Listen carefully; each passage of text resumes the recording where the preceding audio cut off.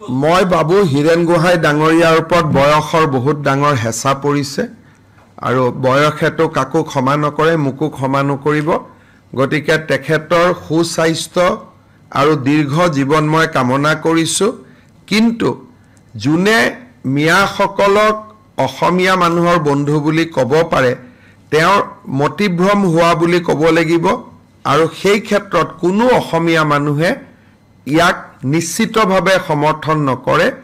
হীৰেণ গোহাঁই ডাঙৰীয়াই যি ধৰণৰ কথা কৈছে যে মাৰোৱাৰী বিহাৰী মানুহখিনি আমাৰ নহয়, মিয়াখিনি আমাৰ, শুনিও বেয়া লাগিছে আৰু শুনি মই হজমো কৰিব পৰা নাই।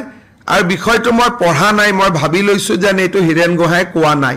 তেনেকৈ মনত এটা আত্মসন্তুষ্টি লাভ কৰি তাক অলপ বাহিৰ কৰি থৈ দিছোঁ মনৰ পৰা। বাকী এইটো কোনোবা যদি ব্যক্তিৰ জ্ঞান আৰু বিবেক যদি সক্ষম হৈ থাকে, এনেকুৱা কথা কেতিয়াও ক'ব নোৱাৰে।